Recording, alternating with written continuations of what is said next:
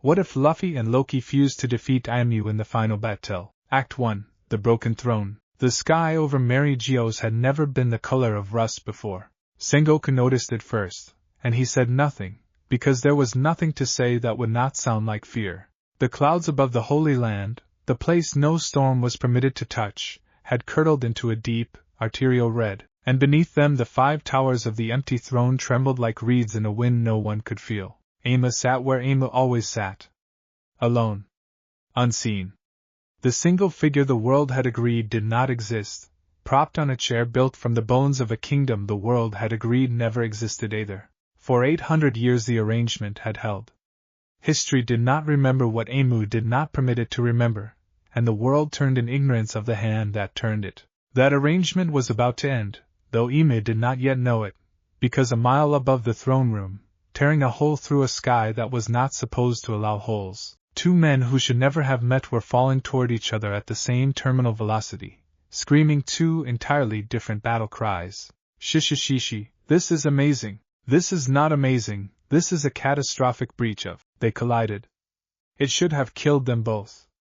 A boy made of rubber, laughing, arms already pinwheeling with the reckless joy of a child who has never once in his life stopped to ask whether a fall might hurt him, slammed into a god of mischief who had, in fact, asked that question many times and always concluded that the answer was yes, it would hurt, and he intended to be somewhere else when it happened. Instead of 2 impacts, there was one green-gold flash, silent as a held breath, and then only a single figure continued to fall, spinning slowly now instead of tumbling. Robes and a battered straw had both somehow present on the same body, both somehow correct. He landed in the center of the throne room without so much as cracking the marble. For a moment he simply stood there, feeling strange in a way that had nothing to do with the impact. There were 2 heartbeats in his chest and they had, and possibly, synchronized. There were 2 names sitting behind his teeth, and neither of them felt like a lie. Okay, he said, in a voice that was his and also was not, that has never happened before.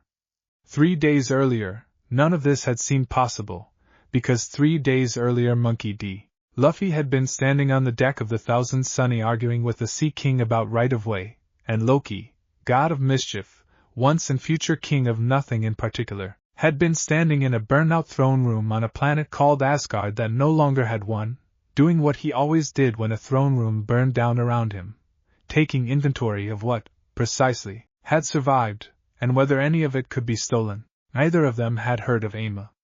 Neither of them had heard of the other. What connected them was a crack, not a metaphor. An actual crack, thin as a hair, old as the multiverse itself, running along a seam between one reality that contained pirates and devil fruits and a government built on 8 centuries of erased history, and another that contained gods and infinity stones and a trickster who had died more times than he could accurately count and always, somehow, found his way back. The crack had a name, in a handful of realities sophisticated enough to have noticed it at all. Scholars on a version of Earth with too much time and too many satellites called it the Cronus seam, after the old idea of time devouring itself. It did not devour time, it devoured distance, and it did so on a schedule so long that the last time it opened, no one now living had been born to see it. It was opening again. Above Mary Geo's. Directly above the one point in either reality where a single entity had accumulated enough stored, cornered, hoarded power to attract it like a lightning rod attracts a storm. Aimu had spent 800 years bending an entire world into a shape that concentrated fear, obedience, and forgotten history into one seated figure. In doing that, without ever intending to, without ever knowing the tool existed, Aimu had built the single largest gravity well of raw potential across every reality touching the seam. The seam did what gravity wells do. It pulled a rubber-limbed boy off the deck of his ship mid-argument, and a god of lies off the ashes of a dead kingdom mid-theft, and it slammed them together in the black nothing between worlds hard enough that 2 separate beings did not so much combine as agree, in the space of a heartbeat, that surviving would be easier as one. Neither of them remembered agreeing to anything. Both of them, now, were extremely aware that they were.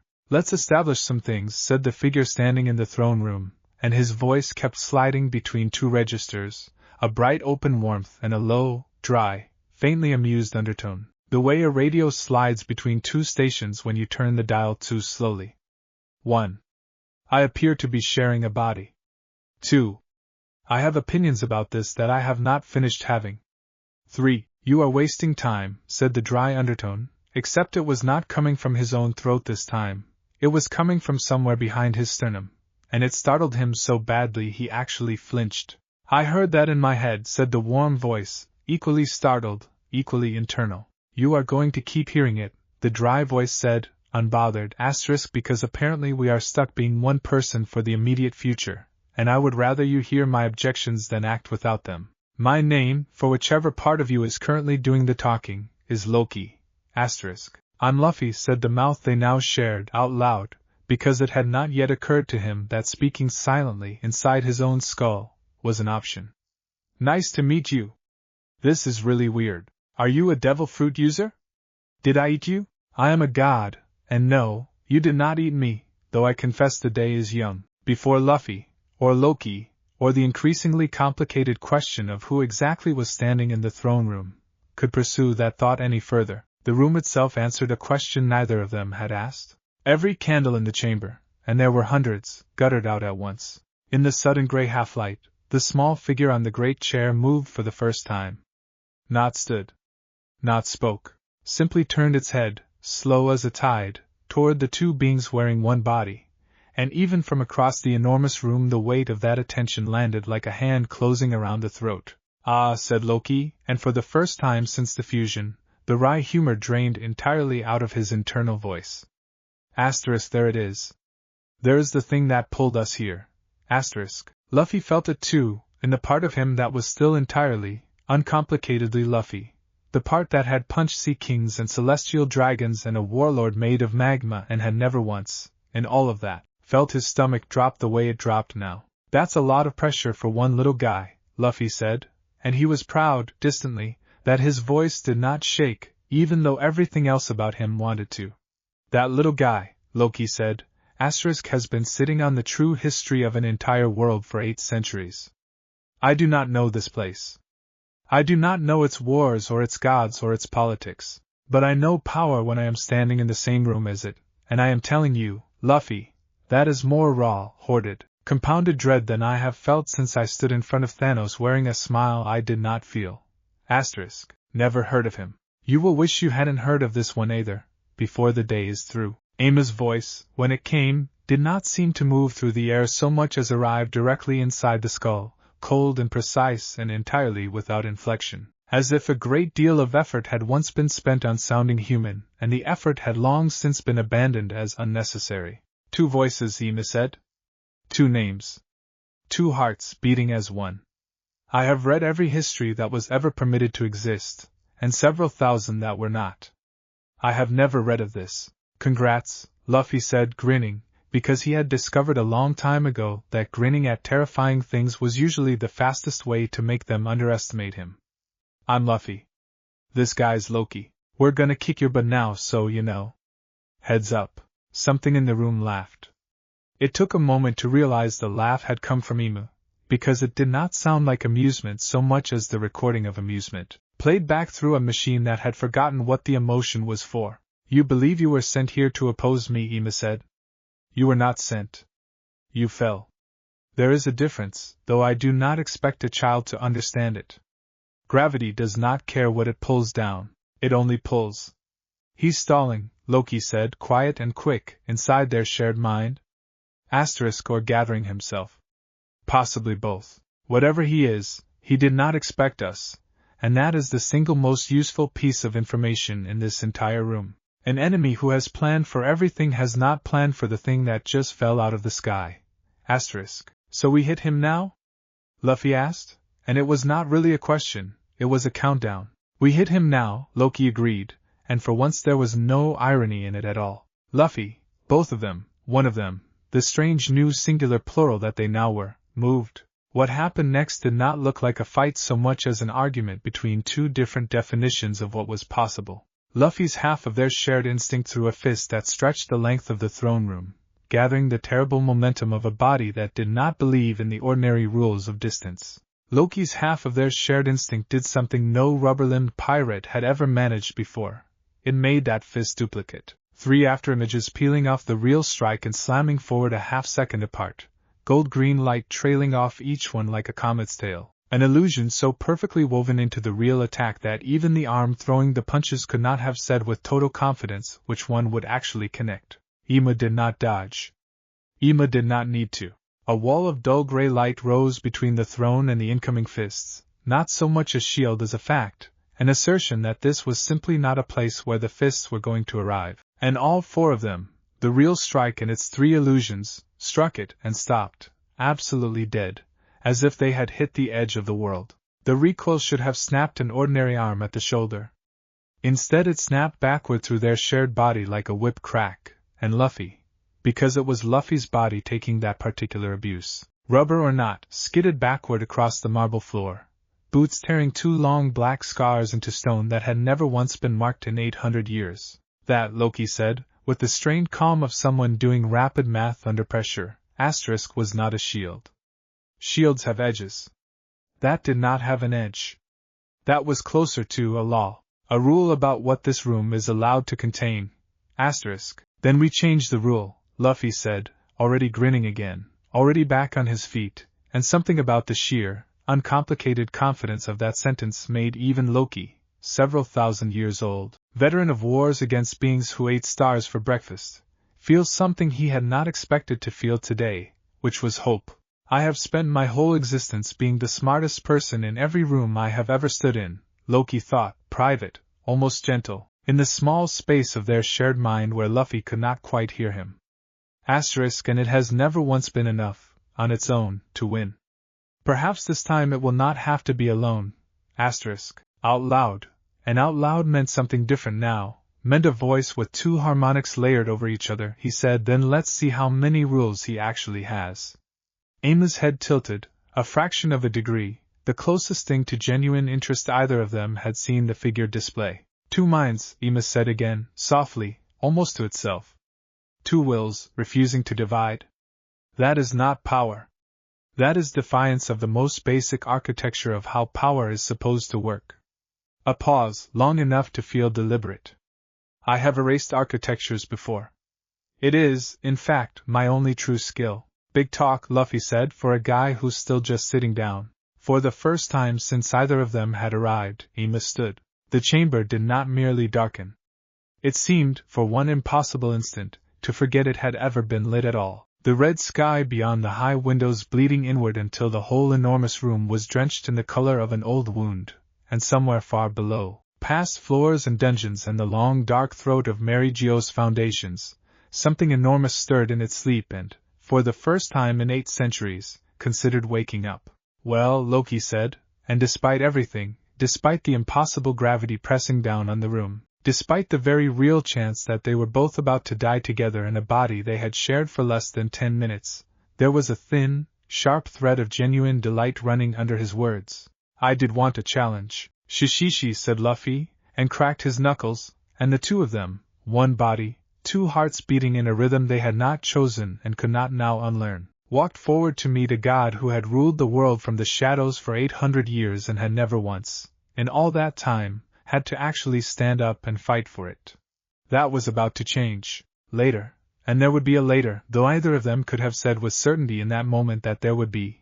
Loki would try to explain to Luffy what a soul actually was, in the sense that gods understood the word, and Luffy would listen for about 4 sentences before asking if souls could eat meat, and Loki would give up, not in irritation but in something closer to fondness, the specific fondness of someone who has spent centuries around beings who took themselves very seriously, and has just discovered, almost by accident, someone who does not. But that was later. Right now there was only the throne room, and the red light, and Ymir rising from a seat that had not been vacated by choice in 800 years, and a fused, unlikely, impossible hero walking forward across cracked marble with a straw hat sitting slightly crooked on a head that held 2 minds, 2 hearts, and, though either of them had said it aloud yet, one single, shared, absolutely unshakable decision. They were not leaving this room until the throne was empty for good.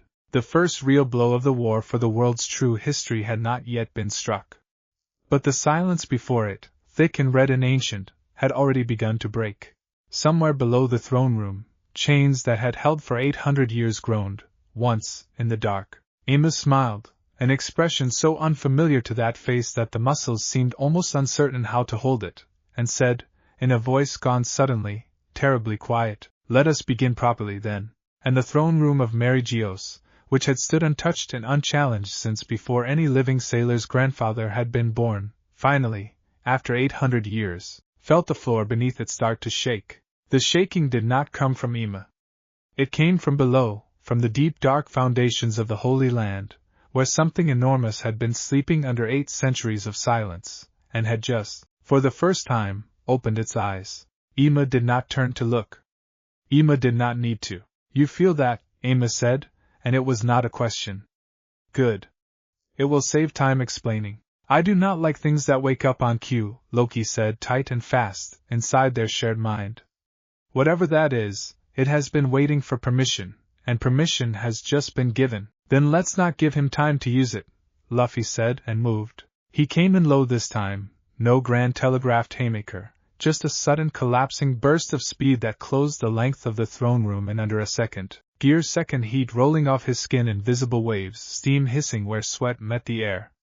Loki layered an illusion over the strike at the very last instant, not a duplicate this time but a subtraction, erasing the sound of the approach so that to any ordinary set of senses the attack seemed to arrive from perfect silence. It still hit the same gray, edgeless wall of law that had stopped them the first time, but this time, cracks bloomed across it. Thin hairline, spreading like frost on glass. Ema's expression did not change, but something in the stillness of the small figure went very slightly rigid, the reaction of someone recalculating a number they had believed to be fixed. "Interesting," Ema said. "The wall does not fail because of force. It fails because it does not know what you are. It was built to refuse one nature at a time. You have brought it too." He is talking too much, Loki thought. An enemy that talks is an enemy still deciding whether it can win. "Press it, You heard the guy," Luffy said out loud, grinning even as fresh sweat rolled down his temple, even as the cracked wall of gray light began, slowly, to knit itself back whole. "2 natures. Let's give him a third." "A third? You keep doing the illusion thing. I'll keep doing the hitting thing." "But this time," Luffy said, and something in his voice shifted, dropped an octave, went from playful to something colder and more focused. A register Loki recognized immediately because it was the register he used himself right before doing something genuinely dangerous. "Let's stop taking turns." Loki understood a half-second before it happened, and in that half-second felt something that startled him more than the fusion itself had, pure, uncomplicated respect. Gear Fourth bloomed across their shared body in a wash of black and red, muscle and bone and rubber compounding into something that looked less like a boy and more like a small, furious storm given a human outline, and at the exact same instant, without missing a beat, without either of them consciously deciding who led and who followed, Loki's magic poured through the same transformation instead of running parallel to it, gold-green light threading through every muscle fiber like veins of ore, so that when the fist finally came, it came as one attack instead of 2, a single unified strike wearing the size of Gear Fourth and the number of an illusionist's misdirection. 6 or 7 ghost images all trailing the real blow so closely that the wall of gray light could not tell which one to refuse. It refused all of them. It could not refuse none of them at once. The wall shattered. Not cracked. Shattered, glass-bright shards of gray light exploding outward and dissolving before they hit the floor, and behind it, for the first time, Ema's actual, physical form staggered back half a step across the ruined marble, one small hand rising instinctively to where the fist had very nearly connected. Silence rang through the throne room, the specific ringing silence that follows a sound too large for a space to hold. "There it is," Luffy said, breathing hard, grinning wider than he had all fight. "Now we're talking." Far below, in the black dark under the foundations of Mary Geos, chains that had held for 800 years finally reached the end of what they could hold. The thing that woke was not a creature in the way the word usually meant. It had once had a name, back before Emu erased it, back before 800 years of careful, patient historical vandalism turned an entire civilization into a rumor whispered only in the deepest, most forbidden corners of scholarship. What it was now was something closer to a wound that had learned to move, old grief and older rage, bound in chains of a power even Emu did not fully understand, kept sleeping and sedated because a fully awake version of it would have been a threat to the very throne that held it prisoner. For 800 years, that had been enough. The tremor from the throne room above changed that. Two hearts beating as one, refusing the basic architecture of how souls were supposed to divide, had rattled the deep old locks in a frequency they had never once been tested against. A single chain, thick as a warship's mast, snapped. Far above, in the throne room, Emu's head turned, sharply, toward the sound only a being 800 years old could have heard through solid rock and stone. For the first time since the fight began, something that might, in a more human face, have been called alarm crossed those ancient features. No, Emu said, very quietly, and for the first time it did not sound like a ruler addressing an enemy. It sounded like someone watching a very old, very careful plan begin, very slightly, to come apart. Not yet. Not like this. He's afraid of something, Loki said, sharp with sudden interest. Whatever just happened below us, he did not want it to happen. Luffy, whatever is coming, I would very much like to be the one holding the door when it arrives, rather than the one it finds first. Same page, Luffy said, and cracked his knuckles again, Gear 4th already fading, the enormous cost of the transformation starting to make itself known in the trembling of borrowed muscle. So what's the plan? Because I'm real good at punching things and real bad at figuring out what they are before I punch them. Fortunately, Loki said, dry amusement creeping back into his half of their voice even now. That is very much my department. Give me a moment. Let me actually look at this room instead of simply standing in it. For the first time since the collision that made them one, Loki took the lead, not physically, not in any way that would have looked different from the outside, but in that inward, private space where two minds now lived pressed close together, and Luffy, who had never once in his life deferred easily to anyone, found, to his own mild surprise, that he did not mind at all. Loki's attention swept the ruined throne room the way a scholar reads an old and dangerous book, not for beauty, but for structure. The cracked marble beneath their boots, the 5 towers visible through the high windows, each one subtly, deliberately mismatched from the other 4, a detail no ordinary observer would register as significant, and every trained eye would flag immediately as a code. The throne itself, carved from something that was not stone and not wood and not any material either of them recognized, its surface engraved with symbols that made Loki's borrowed eyes water faintly just from looking directly at them, an old and effective ward against being read. And beneath all of it, thrumming up through the soles of their boots like a second heartbeat, the enormous slow pulse of whatever had just broken one of its chains. 800 years, Loki said slowly, thinking aloud in the only audience he had left, which was Luffy, and finding, strangely, that he did not mind that either. Long enough to erase a civilization from every book and every memory that could be reached. Not long enough, apparently, to be entirely certain it would stay erased. He built a throne on top of something he was afraid of, Luffy. That is not the behavior of an all-powerful god. That is the behavior of a very old, very frightened jailer. So he's scared, Luffy said. Good. Scared people make mistakes. Scared people also make very large, very final decisions when they feel cornered, Loki said, and some of the humor drained back out of his voice. We have him rattled. That is good. It is also dangerous. A cornered god with 800 years of practiced ruthlessness does not simply give up. He escalates. As if summoned by the thought itself, Emu moved. It happened faster than either of them, even fused, even with 2 sets of reflexes layered over one another, could fully track. One instant the small robed figure stood a dozen paces away amid the wreckage of the shattered wall of law, and the next, without any visible transition, Emu was directly in front of them, one hand raised, fingers spread, and the entire red-lit sky beyond the high windows bent, visibly bent, toward that single outstretched palm, as though gravity itself had decided, after 800 years of good behavior, that it too answered to the throne. You have broken something today that took 8 centuries to build, Emu said, and there was, for the first time, real feeling under the flat ancient voice, not fear exactly, but the cold fury of someone watching an heirloom shatter. I had intended to be patient with whatever curiosity had fallen into my throne room.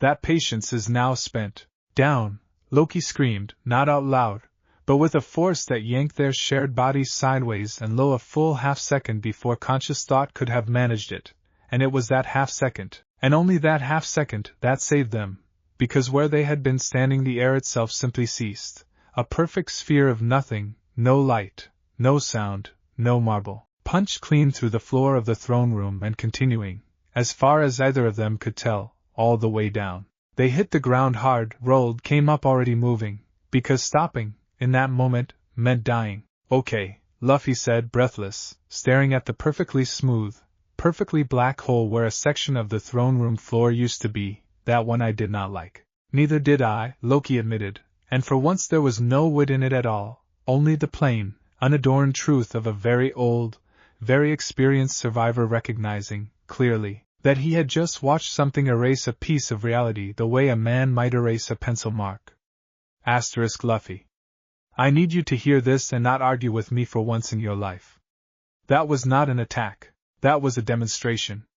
He is showing us what happens to things he decides should not exist. We are going to need every advantage we can find, and we are going to need it quickly, because I do not believe he intends to demonstrate a second time before he simply ends this. Luffy's grin, when it came, was thin and sharp and entirely unafraid, the particular grin of a boy who had faced exactly this feeling, the certainty that the next mistake would be the last one, more times than most people face sunrise, and had never once let it slow him down. Then let's make sure, he said, we don't give him the chance. Behind them, far below the ruined floor, the second chain broke. Word of a battle in the sky over Mary Geo's did not travel the way ordinary news traveled. It could not, because Mary Geo's itself was not a place ordinary news was permitted to come from. But something had gone wrong with that arrangement in the last hour, some old and careful barrier straining under a pressure it had never been designed to hold, and in scattered pockets across the world, in places that had no business seeing anything at all, strange fractures opened in the sky, thin as hairline cracks, and through them, for seconds at a time, impossible things could be glimpsed: a red sky, a cracked marble floor, a boy in a straw hat moving faster than a boy should be able to move. On the deck of the Thousand Sunny, far out on open water, Nami looked up from the log pose in her hand because the sky above the ship had, for exactly 3 seconds, turned the color of a bruise, and then returned to ordinary blue as though nothing at all had happened. Did anyone else just see that? She asked, and her voice was not quite steady. Zoro, leaning against the mast with his swords across his lap, opened one eye. See what? The sky. It just, she stopped, because she did not have a good way to finish that sentence, and because a colder, more immediate thought had just occurred to her, one that made her stomach drop the way it only dropped when something was genuinely, seriously wrong. Where's Luffy? It was a question that, under ordinary circumstances, had 100 boring answers. Fishing off the figurehead. Raiding the kitchen. Asleep somewhere absurd, like the crow's nest railing, or hanging upside down from the mast for no reason anyone had ever successfully gotten him to explain. This time, when they searched the ship, deck to bilge, they found none of those answers. They found an empty space at the ship's rail where he had been standing not 20 minutes before, mid-argument with the Sea King that had, itself, simply lost interest and swum away once the boy it was arguing with vanished mid-sentence. And they found, in the specific quiet that followed that discovery, the first real fear any of them had felt in a very long time. He's gone, Chopper said, small and shaking. He was just here. He can't just be gone.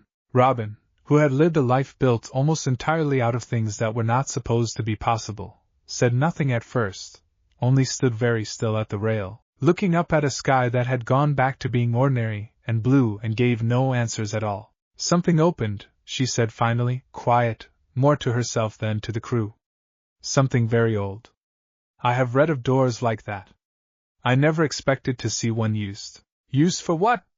Sanji demanded, cigarette forgotten between his fingers. Used to take him where? Robin did not answer immediately, because the honest answer was that she did not know, not with certainty, only with the cold, careful instinct of a historian who had spent her whole life piecing together fragments of things the world had tried very hard to erase. I don't know where, she said at last. But I know the shape of what just happened. Something reached across a distance no one is supposed to be able to cross, and it took him. That is not an accident. Doors like that do not open by themselves.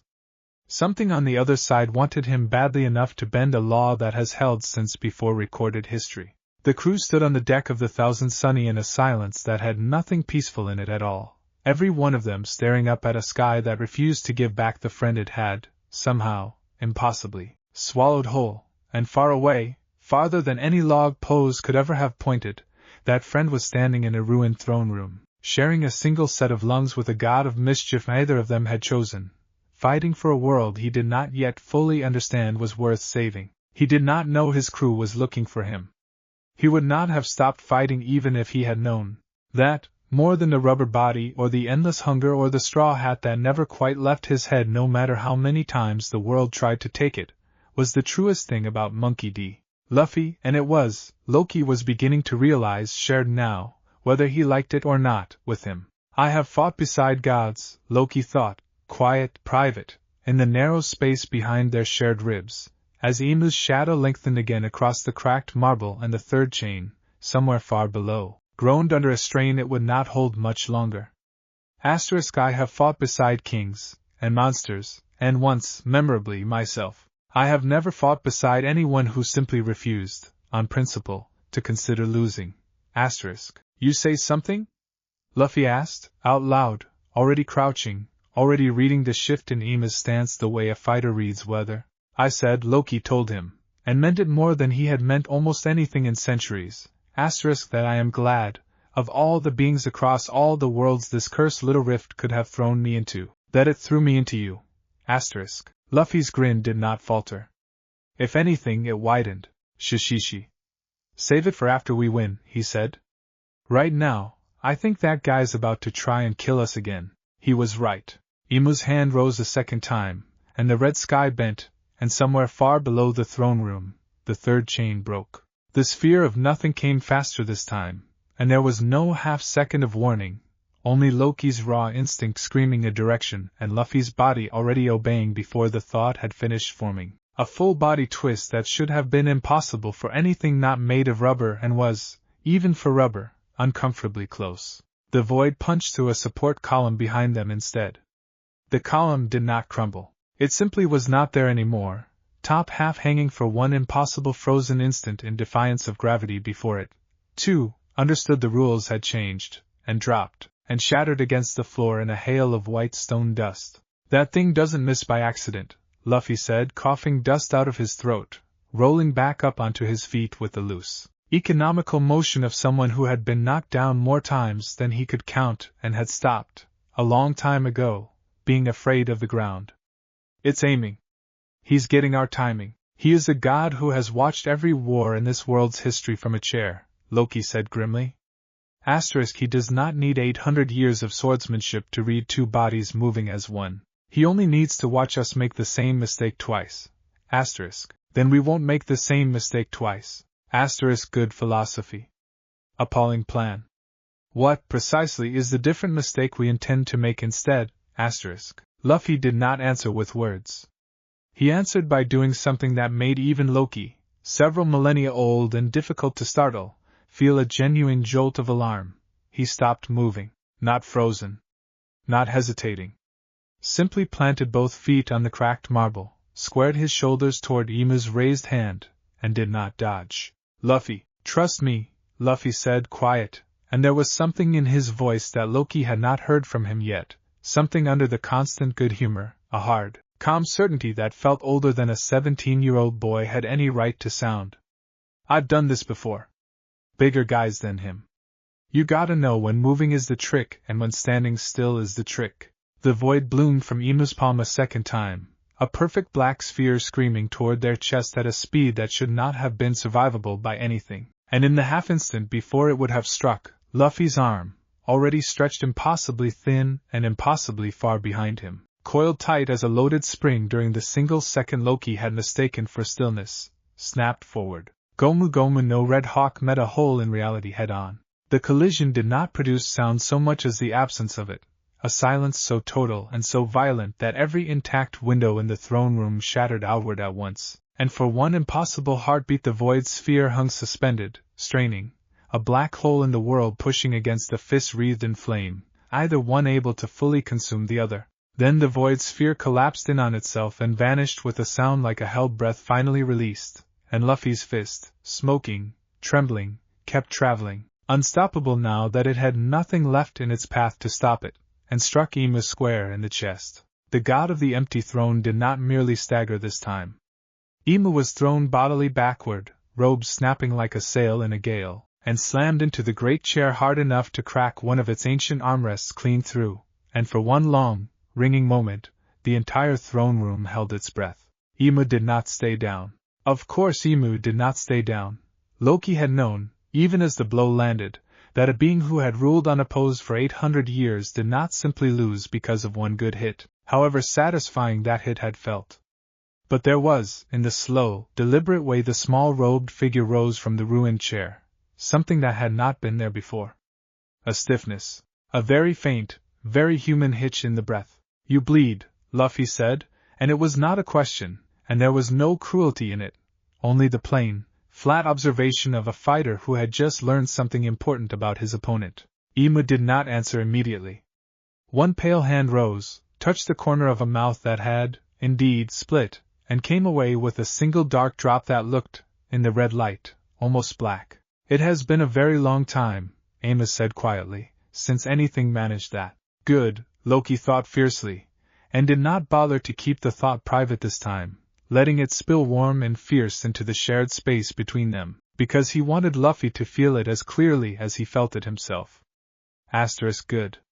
Let him remember what it feels like to be afraid. Fear is the first crack in 800 years of certainty, and once a god starts doubting himself, Luffy, he stops being unbeatable and starts being simply very strong. Very strong, I have beaten before. Nice, Luffy said, grinning through exhaustion that was beginning, honestly, to show, sweat-cutting tracks through the dust and blood on his face. Save the speech for the parade. What's the plan now? The plan, Loki said, and there was, underneath the fierce satisfaction, a genuine and growing unease, is that we have just hurt him, which means he no longer has the luxury of testing us. Whatever comes next will not be a demonstration. He was right.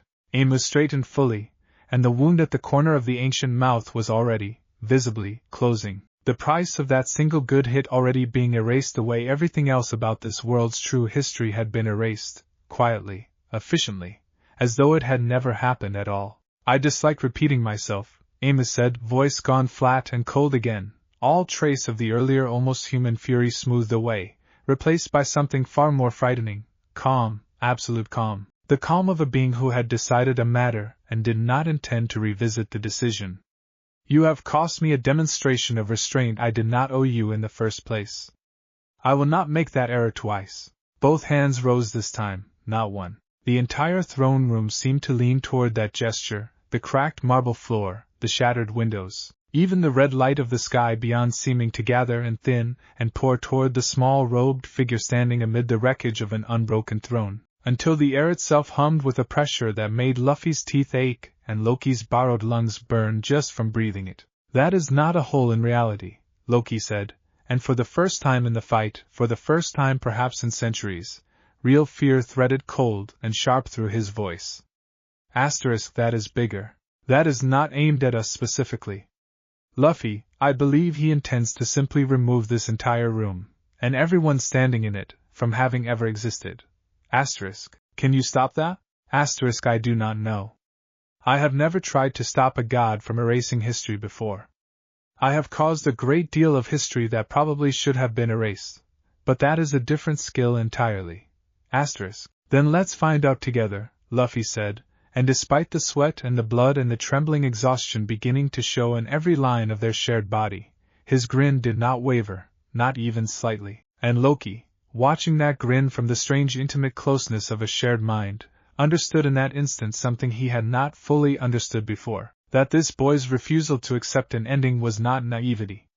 It was a weapon, honed by years of impossible fights survived on nothing but sheer, bloody-minded refusal, and Loki, silver-tongued god of 1,000 clever escapes, had never once in his very long life met anyone who wielded plain, uncomplicated stubbornness quite so effectively as a blade. Then let us give him something to erase that refuses to be erased, Loki said, and something in the fusion between them shifted, deepened, the two hearts beating as one, finding, for the first time since the collision that made them, a rhythm that was not merely shared but truly, fully unified. Golden green light and molten red heat poured together through their shared body in a wash that neither of them, afterward, could fully describe, a fusion within the fusion. And where a moment before there had stood a boy wreathed faintly in a god's illusions, now there stood something else, something the throne room of Mary Geos, in 800 years of silent watching, had genuinely never seen before, a single figure, straw hat and possibly still in place amid the chaos, one arm trailing gold-green fire instead of ordinary flame, eyes that flickered, disconcertingly, between warm brown and cold ice pale, and a voice, when it spoke, that came out layered, both of them at once, perfectly synchronized, perfectly whole. You've been alone up here a long time, the voice said, Luffy's warmth and Loki's edge braided into one unbroken thread. 800 years erasing anyone who might have stopped you, but you never had to fight anyone who wasn't already halfway beaten before they got here. That's the problem with an empty throne. Nobody left who remembers how to actually fight for something. Imu's hands, still raised, still gathering the vast, world-erasing pressure of that final gesture, went very slightly still. You believe conviction is a weapon, Amos said, and for the first time there was something almost like curiosity in the ancient voice, cold and clinical, but curiosity nonetheless. It is not. It is simply the last thing fools cling to before they are erased. Maybe, the fused voice answered, already moving, already closing the distance between them with a speed that belonged to neither Luffy nor Loki alone but to something new. Something built out of both of them together. Guess we're about to find out which one of us is right. Far below, in the deep dark beneath the throne room, the fourth chain broke, and something ancient, furious, and finally, after 800 years, unbound, began, very slowly, to climb. The final exchange of that first, desperate clash did not last long, though it felt, to both minds sharing the single beating heart at its center, like it stretched across an age. Amu's world-erasing pressure crested and broke against the strike that carried, for one single perfect instant, the full and total agreement of two separate wills that had, until 3 days ago, never even known the other existed.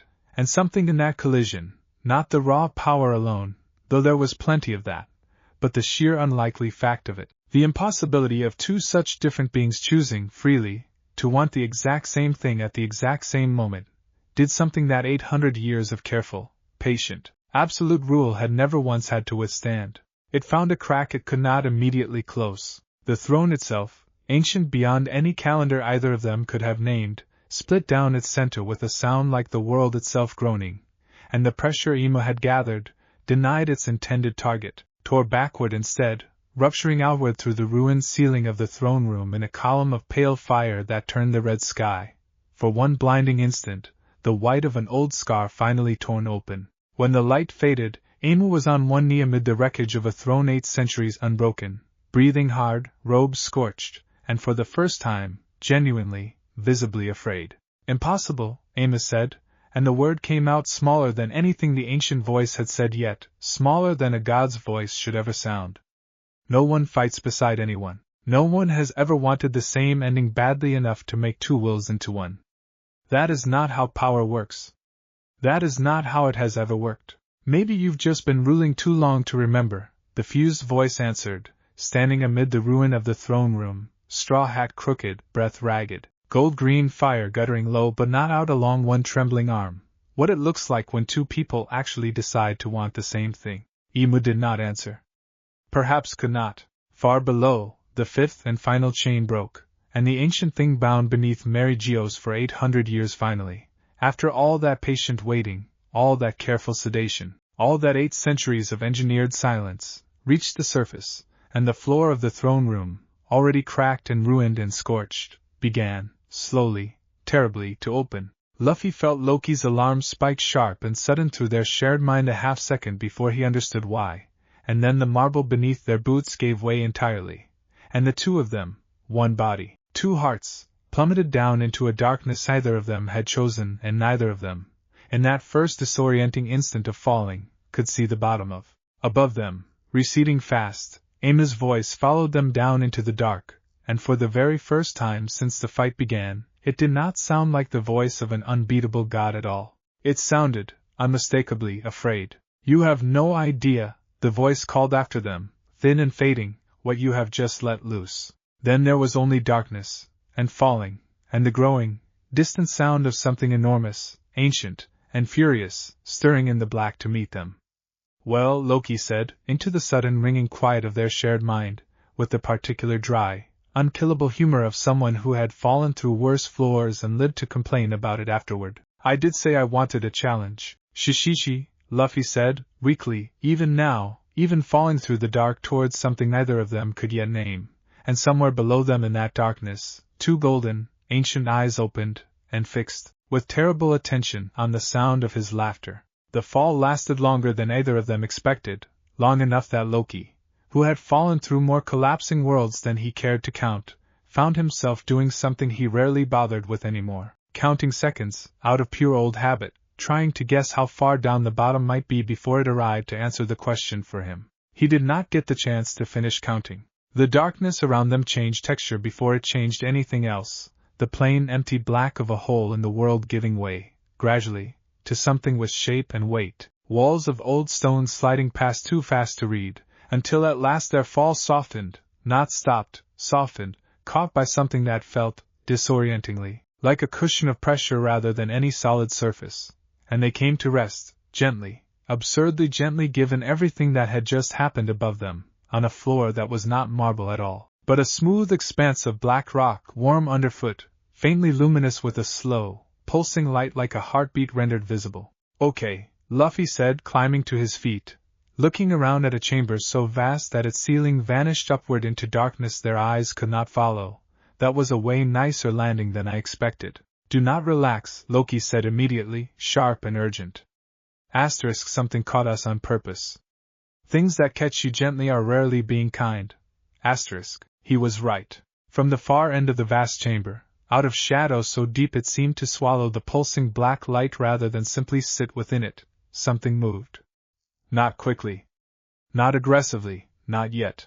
It moved the way something enormous and very old moves when it is taking its time, when it has waited 800 years for this particular moment, and sees no reason at all to rush the last few steps of that wait. What emerged into the dim light was not, precisely, a creature, though it had the rough suggestion of a shape, tall as three men standing on each other's shoulders, wreathed in something that might have been robes or might have been the memory of robes, ancient and tattered and trailing like smoke. Where a face should have been there was instead a shifting absence, and within that absence, 2 points of gold light, ancient and terribly, terribly aware, fixed themselves, unblinking, on the two figures standing small and battered on the black stone floor. "A long time," the thing said, and its voice was not one voice but many, layered and overlapping, as though a dozen different people from a dozen different centuries were all speaking the same words at the same instant, out of the same ruined throat. "A long time since anyone has fallen this far to reach me." "I don't suppose," Loki said, with the particular strained lightness of someone doing his very best to sound calmer than he felt, that you would consider simply telling us who you are, and saving us both the trouble of finding out the hard way. The golden eyes shifted, focusing, with unsettling precision, on the exact spot where that thought had been spoken, as though the enormous ruined thing could hear a voice that existed only inside a shared mind. "I have had many names," it said, slow, each word dragging with the weight of centuries. "I have had none, for 800 years, because the one who sits above forbade the world from remembering that I ever needed one." A long pause, and the golden light flared briefly, painfully bright. "But you may call me what the people who loved me once did, before they were made to forget they ever had," it told them. And Luffy, standing shoulder to shoulder with the god sharing his single body, felt something in his chest go very still, because he understood, in that instant, with the sudden clean certainty of someone who had spent his whole life caring more about people than about history, exactly what Aima had spent 800 years being so desperately afraid of, and exactly what he and Loki, without ever meaning to, had just set free. "We're gonna need you to help us," Luffy said, straightening, straw hat crooked, blood and dust still streaked across a face that, even now, even here, at the bottom of an 800-year-old grave, could not quite stop smiling. Because that guy up there is about to figure out he made a mistake letting us fall down here. The ancient thing was silent for a long moment, golden eyes moving slowly between the boy's warm, open certainty and the flicker of colder, sharper calculation that lived just beneath it. Two wills wearing one face, one voice, one impossible, unlikely, unified heart. Then, for the first time in 800 years, it laughed, low and rolling and strange, a sound like old stone finally settling after a very long time spent cracked and still. Two souls, refusing to divide, it said, and there was something almost like wonder in the layered, ancient voice. I did not think such a thing was possible anymore. Perhaps that is exactly why it worked. The golden eyes narrowed, focused now, fully, terribly awake. Yes, little flame. I will help you. I have waited 800 years for someone willing to climb this far down just to ask. Far above them, unseen but not unfelt, a tremor rolled through the deep stone of Mary Geo's foundations, the sound of a god realizing, at last, precisely what had just been unleashed beneath his throne. The fight in the light was over. The one in the dark had only just begun. Above, in the ruined throne room, Ema stood alone amid broken marble and a shattered chair, the red sky beyond the empty windows finally beginning, grudgingly, to fade back toward an ordinary color, and for a long, silent moment did nothing at all except stare down into the black hole where the floor had been. 800 years of careful, patient rule did not shake easily. It had survived wars, rebellions, the slow erosion of 100 generations who came close to the truth and were quietly, efficiently redirected before they could reach it. It had survived every threat the visible world could offer. It had never before had to survive a threat it had built and buried with its own hands. Two hearts refusing to divide, Amos said quietly, to the empty, ruined room, testing the words the way a physician tests a diagnosis they very much do not want to be correct. A crack in the seam wide enough to pull them through. And now, of all the doors in this palace, they have found the one I most needed to stay shut. Somewhere in the depths of the palace, unseen, a robed figure entered the throne room and knelt at a respectful distance, the highest of Ema's remaining attendants, one of the very few permitted to witness the throne at all. And even from that distance, even through the folds of a heavy hood, the attendant's voice trembled. Your Eminence. The lower wards have failed. Whatever has been loosed cannot be resealed by conventional means. Shall we mobilize the fleets? No, Ema said, and there was something in the flatness of that single word that made the kneeling attendant go very still. Fleets will not matter now. What was bound below this room was bound because it could not be killed, only delayed. I delayed it for 800 years. I do not believe I will be given 800 more. Then what is your command? Ema was silent for a long moment, ancient eyes fixed on the black hole in the floor, on the darkness that had swallowed two impossible strangers and, with them, the last quiet certainty that history could be kept as carefully sealed as it had been for 8 centuries. Wake the others, Amos said finally. All 5. If the world above is going to remember what it was never meant to remember, then let it also remember why forgetting was necessary in the first place. A pause, and something almost like resignation crept into the ancient voice, buried deep beneath the cold. The throne was never meant to fight alone. It seems, after all this time, that it will have to. The kneeling attendant rose, bowed low, and hurried from the ruined chamber to carry that order to corners of the world that had not stirred in 800 years, and Ema remained behind, alone once more amid broken stone and a fading red sky, staring down into a darkness that had, for the first time in 8 centuries, finally answered back. Far below, in the vast black chamber lit by its slow, pulsing heartbeat light, Luffy sat cross-legged on warm stone, listening, for once in his life genuinely still, as the ancient bound thing that called itself by a name 800 years erased began, patiently, to explain exactly what Ema had spent so long trying to bury, and why the empty throne of Mary Geo's had never, in all its history, truly been empty at all. This is going to be a long story, Loki observed privately, settling into the strange comfort of listening alongside someone he had, 3 days ago, never known existed, and finding, to his own quiet surprise, that he did not mind the wait at all. Good thing we're not going anywhere, Luffy thought back, grinning even now, even exhausted, even sitting at the bottom of a buried grave 800 years old, listening to the first true history either of them had heard since falling into this strange, shared, impossible new life. Feels like there's a lot to catch up on. Above them, unseen, 5 ancient seals across 5 distant, forgotten corners of the world began, one by one, to stir awake, called by a single desperate order from a throne that had never once, in 8 centuries, needed to ask for help.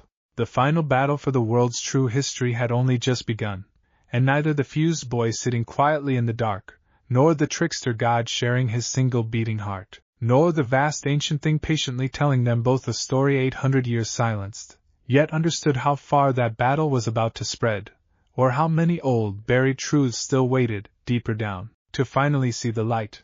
But for now, in the warm dark beneath the broken throne, there was only the story, and the listening, and the quiet, unshakable certainty, shared now between 2 hearts that had somehow, against every law either of their worlds had ever known, learned to beat as one, that whatever came next, they would face it exactly the way they had faced everything since the moment they collided in the black between worlds, together.